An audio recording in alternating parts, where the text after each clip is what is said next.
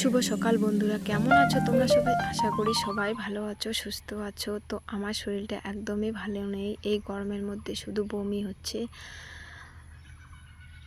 তো দুই ছেলেকে আজকে স্কুলে নিয়ে যায়নি, শরীরটা খুবই খারাপ। তো দেখো, কোনো কাজও করিনি আজকে। সকালে শুধু ঘরটাকে ঝাড়ু দিয়ে নিয়ে ঘরের সামনাটাকে একটু ঝাড়ু দিয়ে নিচ্ছি।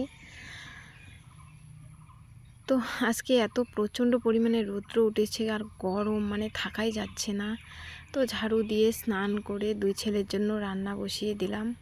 তো আজকে তেমন কিছু রান্না করব না, শুধু ডালের বড়া করে দেব আর আলু সিদ্ধ দিয়েছি, ভেন্ডি সিদ্ধ, এগুলো দিয়ে আজকে ওদেরকে খেতে দেব।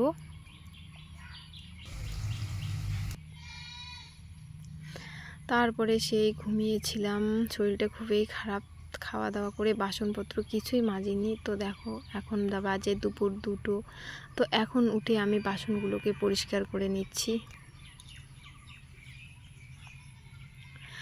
যতই শরীর খারাপ হোক, কাজ তো করতেই হবে। তো বাসনগুলোকে পরিষ্কার করে নিয়ে দুই ছেলেকে স্নান করিয়ে দিলাম।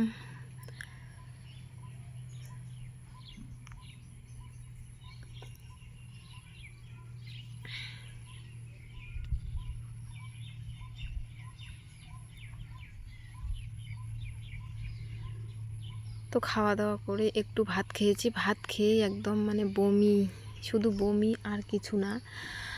তো শরীরটা এতই খারাপ লাগতেছে, তো শুয়েই আছি। তো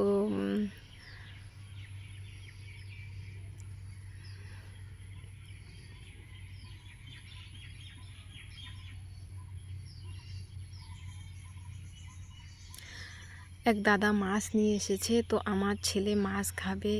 তো দেখো, এখানে আমি মাছ নিয়েছি।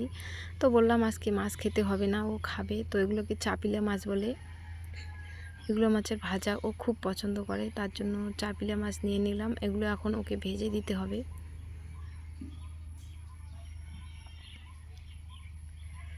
তো গরমের দিনে ছোট মাছ খেতেই খুব ভালো লাগে। তো দেখো, মাছগুলোকে এখন আমি ভেজে নিয়ে ওদেরকে স্নান করিয়ে দিয়েছি। তারপরে ওদের দুজনকে খেতে দেবো। আমি আর কি খাবো, আমার তো মানে খেলেই যেন একদম বমি হয়ে যাচ্ছে। এই গরমের মধ্যে কিছুই খেতে পারছি না।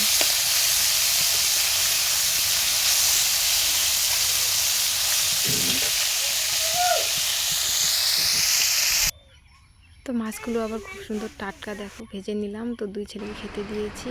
তো